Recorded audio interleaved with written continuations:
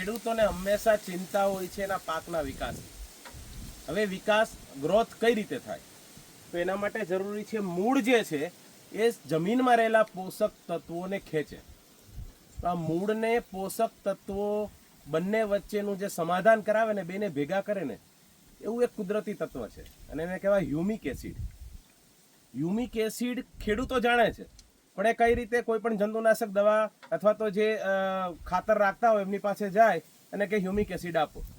નાનું એવું પેકેટ 250, 300, 400, 500 રૂપિયાનું લઈ આવે અને એનાથી 1 કે 2 ક્યારા પાય. આ જ હ્યુમિક એસિડ જો પોતે જાતે બનાવે તો એના સાવ મફતના ભાવે પડે. આ જે ચોખા છે, રાંધેલા ચોખા, એ રાંધેલા ચોખા એ હ્યુમિક એસિડ બનાવવા માટે ખૂબ જ મદદરૂપ વસ્તુ છે. જો ખેડૂત પોતે જાતે પોતાની જમીનમાં હ્યુમિક એસિડ બનાવે તો એના મોંઘા દાટ બહારના ખાતરો લેવાની પણ જરૂર નહીં પડે અને પાકનો પણ સરસ વિકાસ થશે. તો અહીંયા આપણે જે ઓર્ગેનિક ફાર્મિંગની વાત કરી રહ્યા છે, પ્રાકૃતિક ખેતીમાં, એમાં જેટલા પણ ખાતરો, જેટલા પણ તત્વો ગૌ આધારિત ખેતીથી થાય અથવા તો ઘરઘરાવ થાય, એટલા ખેડૂતો માટે ખૂબ જ ઉપયોગી સાબિત થાય. કોઈ પણ વૃક્ષને વિકાસ થવામાં અથવા તો કોઈ પણ પાક માટે, કોઈ પણ મૂળ માટે હ્યુમિક એસિડ ખૂબ જ જરૂરી છે.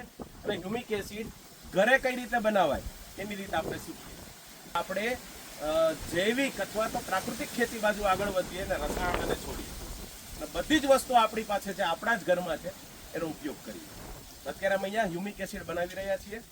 હ્યુમિક એસિડ કઈ રીતે બનાવવું એના તમને ઘણા બધા વિડીયોઝ યુટ્યુબમાં જોવા મળશે અને કદાચ નહીં મળે તો આગળ જતા શીખવીશું, વાત કરીશું.